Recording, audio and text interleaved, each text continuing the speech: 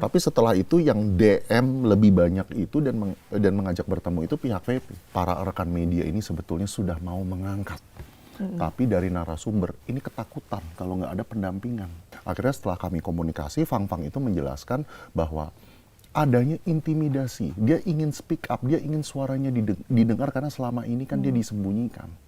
Dan juga ada unsur intimidasi yang dia alami. Nah, pada saat dia menulis sesuatu di thread, dia mendapatkan DM intimidasi. Dari akun Instagram yang kami duga milik anggota keluarga dari si VP ini. Tapi walaupun kita sudah membuat preskon, memberikan klarifikasi tentang adanya intimidasi yang kami duga dari anggota keluarga VP, kok lucunya VP kok nggak ada pemberian klarifikasi soal itu ya? Bang, sebenarnya udah banyak juga cerita yang mengungkap perjalanan cintanya dari Mbak Fang Fang dengan Bang VP. Tapi kalau dari versi Mbak Fang Fang itu berkenalannya gimana?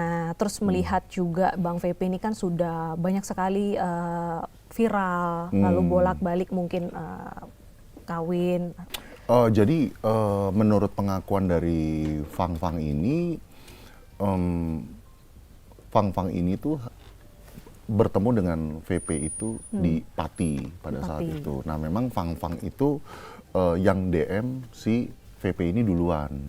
Hanya sebagai seorang fans. Layaknya kita tinggal di mungkin daerah melihat artis ibu kota datang kan itu something yang gimana ya, ya kan. Lalu Fang Fang berinisiatif untuk DM just to say hi. Ya, nah, tapi setelah DM ini, Fang Fang itu menunjukkan kepada saya bukti chat dari si VP ini tuh lebih banyak.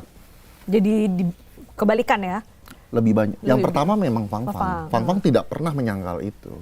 Tapi setelah itu yang DM lebih banyak itu dan mengajak bertemu itu pihak VP. Terus habis di DM sampai akhirnya mereka bisa bertemu, lalu akhirnya menikah di bulan Februari itu gimana prosesnya? Nah, kalau untuk detailnya itu hanya Fang Fang sendiri yang mengetahui. Karena Fang Fang itu datang ke saya itu, dia bukan membahas tentang permasalahan masa lalunya dengan si VP, tapi dia datang ke saya menanyakan solusi. Bang, aku ini sudah hamil 9 bulan. Pembukaan 1. Aku bulan harus apa? Gimana? Ke Bang Vino tuh bulan apa dia menceritakan? Sehari sebelum kita podcast di tempatnya Bunda Maya. Itu kalau nggak salah belum ada seminggu ya? Yes, exactly. Itu yang diceritakan saat itu apa oleh Mbak Fang Fang? Meminta bantuan ke kuasa hukum tuh kan biasanya ada hal-hal yang ingin dibawa lebih serius kan biasanya. Jadi begini, saya itu mengenal Fang Fang itu dari rekan-rekan media sebetulnya. Jadi rekan-rekan media yang actually menghubungi saya terus nanya, Bang Vino, ini sudah mulai rame katanya. Wartawan, para rekan media ini sebetulnya sudah mau mengangkat. Tapi dari narasumber, ini ketakutan kalau nggak ada pendampingan. Nah, ketakutannya kenapa? Ya nanti Bang Vino tanya sendiri, saya kasih nomornya Bang Vino. Akhirnya setelah kami komunikasi, Fang Fang itu menjelaskan bahwa adanya intimidasi. Dia ingin speak up, dia ingin suaranya didengar karena selama ini kan dia disembunyikan. Dan juga ada unsur intimidasi yang dia alami. Jadi Fang Fang itu pernah cerita, dia tuh lagi marah sama VP. Lagi marah sama VP karena VP itu pernah membuat statement di salah satu podcast kalau dia mau menikah lagi akhir 2026.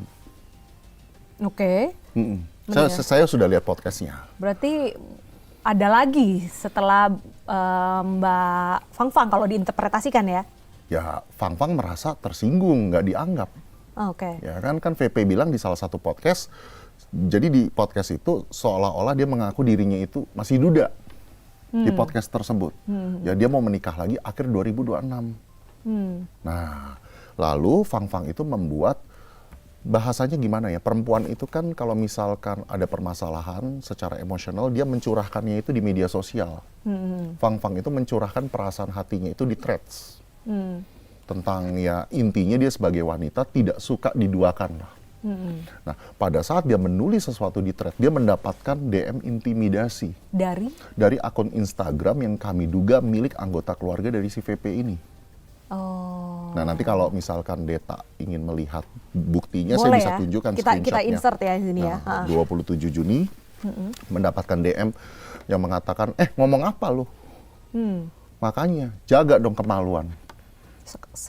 Kasar itu? Kasar, manusia murah. Katanya begitu.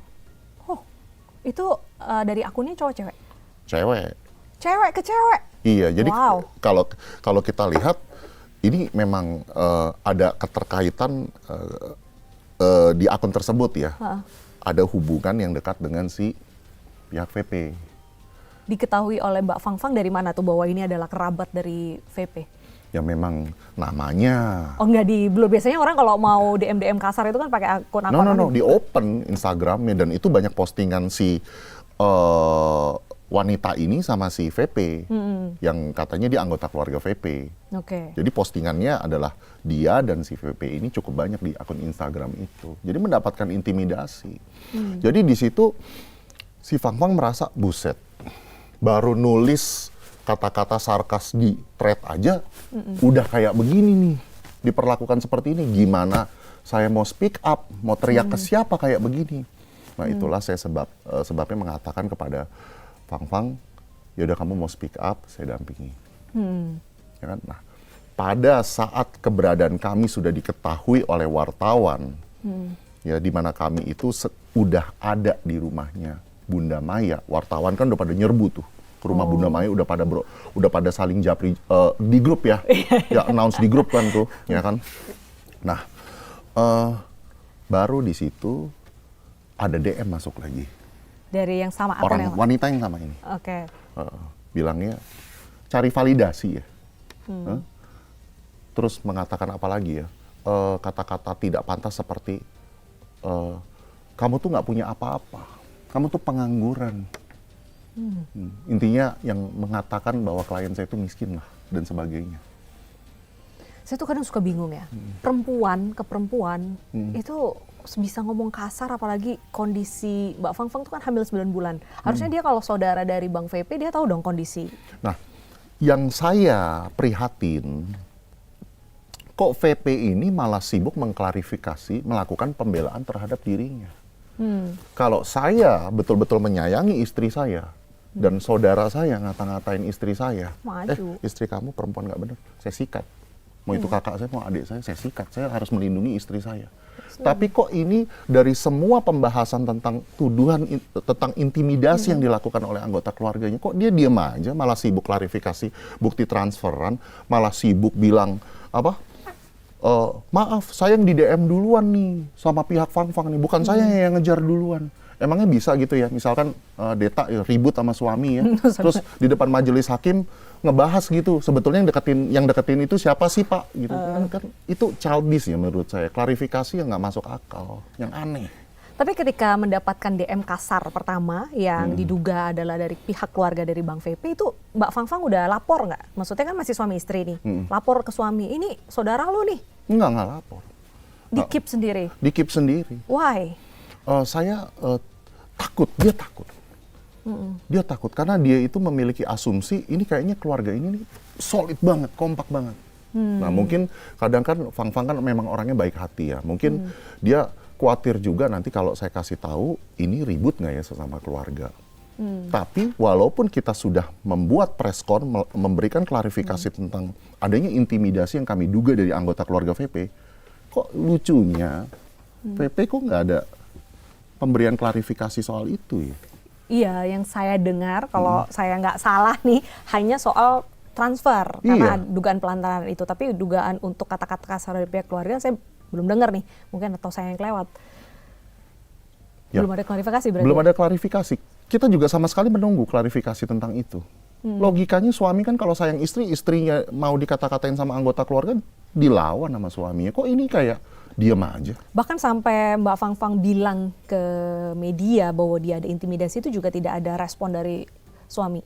Sampai saat ini kita belum menerima klarifikasi yang seolah-olah VP itu tidak tahu mengenai hal itu dan membela istrinya, enggak. Malah sibuk cari pembenaran, ya kan, bukti transfer yang ya tahun berapa, bulan apa, ya kan, lalu juga sibuk memberikan verifikasi seolah-olah Fang Fang yang ngejar dia duluan lah. Malah baliknya ke perjalanan cinta awal gitu. Perjalanan lah yang kita bahas ini si bayinya ini kok yang sudah pembukaan 1 kok malah bahas kisah cinta di masa lalu zaman Roma sama Ani. Gak sempet baca? Dengerin aja. Klik icon text to speech, nggak pakai ribet di okezone.com.